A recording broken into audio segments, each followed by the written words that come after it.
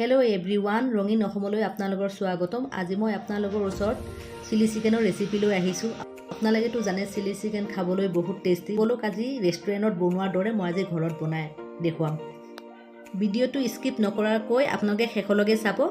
কিমান সহজ উপায়েৰে চিলি চিকেন ঘৰত বনাই খাব পাৰোঁ, আজি ভিডিঅ'টো আৰম্ভ কৰোঁ আহক।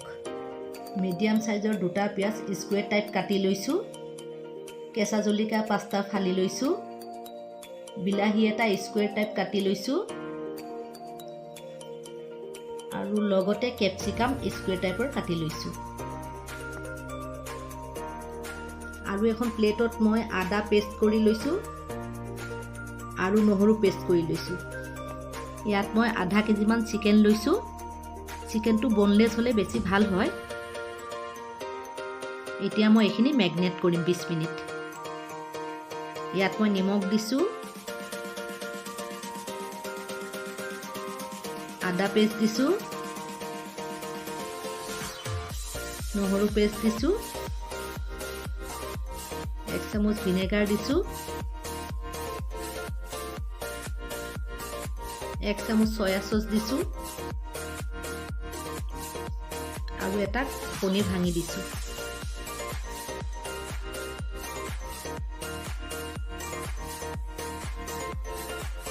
ইয়াতে 4 চামুচমান মই কৰ্ণফ্লাৱাৰ পাউডাৰ দিছোঁ। এতিয়া এইখিনি মই ভালকৈ মিহলাই ল'ম। এতিয়া 1 চামুচ জলকীয়া গুড়ি দিছোঁ। এইখিনি ভালকৈ মই মিহলাই ল'ম।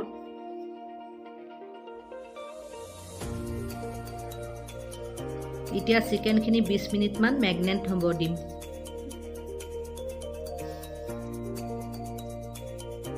গেছটো জ্বলাই ল'লোঁ। কেৰাহী গৰম হ'ব দিলোঁ। গৰম হ'ল, এতিয়া মই ৰিফাইন দিলোঁ। মই মেগনেট কৰি থোৱা চিকেনখিনি কেৰাহীত দিম। তেল গৰম হ'ল, সেইকাৰণে মই এতিয়া চিকেন দিম। গেছটো ল' ফ্লেমত দি কিনে চিকেনখিনি ভাজিব। হাই ফ্লেমত দি ভাজিলে চিকেনটো ওপৰত ৰঙা হ'ব, কিন্তু ভিতৰত কেঁচা থাকিব। প্লিজ মোৰ নতুন বন্ধুসকল মোৰ চেনেলটো ছাবস্ক্ৰাইব কৰিব। ছাইডত থকা বেল আইকনটো ক্লিক কৰি ৰাখিব, যাতে মোৰ আহিবলগীয়া নতুন ভিডিঅ'বিলাকৰ ন'টিফিকেশ্যন পাই থাকে। চাওক, মোৰ চিকেনখিনি লাহে লাহে ৰঙা হৈ আছে। এতিয়া মই চামুচেৰে ভালকৈ উল্টাই দিলোঁ। এতিয়া মোৰ চিকেনখিনি ভাজা হৈ গ'ল। এতিয়া মই এখন প্লেটত উঠাই ৰাখিম।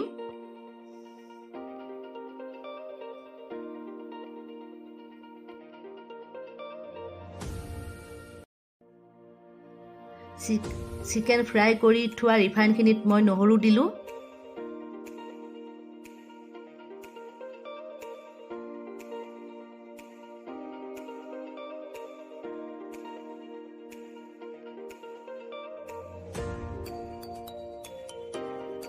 আগতে কাটি ৰখা পিঁয়াজখিনি মই এতিয়া তেলত দিলোঁ।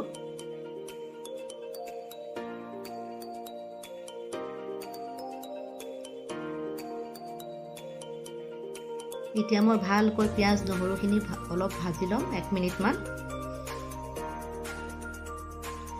পিঁয়াজটো বেছি ৰঙা নকৰিব। এতিয়া মই কাটি থোৱা কেঁচা জলকীয়া দিলোঁ। এতিয়া মই এইখিনি ভালকৈ চামুচেৰে লাৰি দিলোঁ।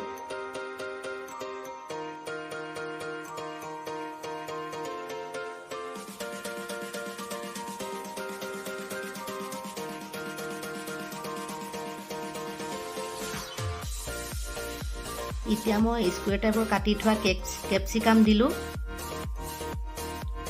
আৰু স্কুৱেৰ টাইপৰ কাটি থোৱা বিলাহীখিনি দিলোঁ। এতিয়া মই এইখিনি চামুচেৰে ভালকৈ লাৰি দিম।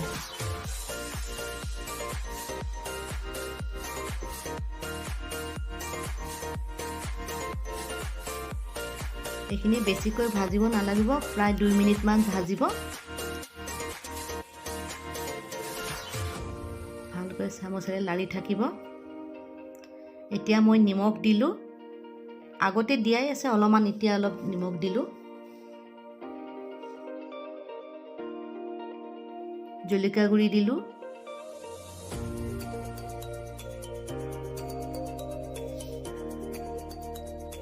নিমখ আৰু জলকীয়া গুড়ি দি ভালকৈ লাৰি দিলোঁ।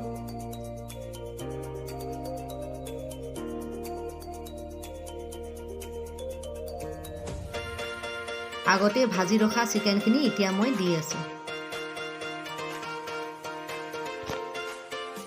এতিয়া মই চামুচেৰে ভালকৈ মিহলাই ল'ম।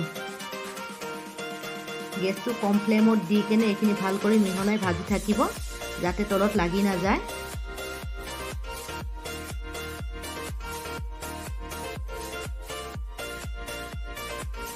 এতিয়া এইখিনি হৈ আহিছে।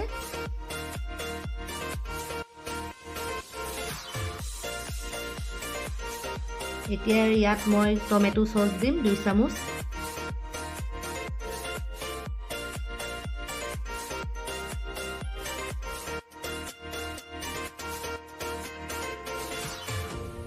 চিলি চচ দিম 1 চামুচ।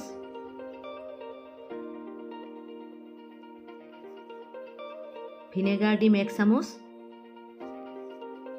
আৰু গোটেইখিনি ভালকৈ চামুচেৰে মই মিহলাম।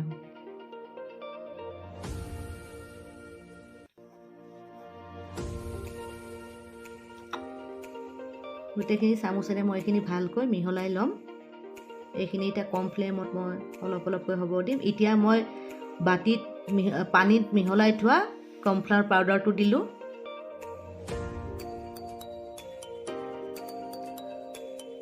এতিয়া মই এইখিনি ড্ৰাই চিলি চিকেন বনাইছোঁ আৰু আপোনালোকে যদি গ্ৰেভি টাইপৰ খাব বিচাৰে তেনেহ'লে আৰু অকণমান পানীত মিহলাই কৰ্ণফ্লাৱাৰ পাউডাৰ দিব, কাৰণ মই ড্ৰাই বনাইছোঁ কাৰণে অলপমান দিছোঁ। আৰু আপোনালোকে যদি বেছি গ্ৰেভি টাইপৰ খাব বিচাৰে তেনেহ'লে কৰ্ণফ্লাৱাৰ আৰু অকণমান বেছিকৈ মিহলাই দিব।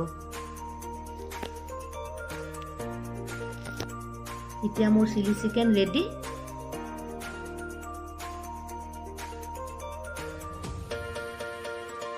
মই এখন অন্য প্লেটত ট্ৰান্সফাৰ কৰিছোঁ।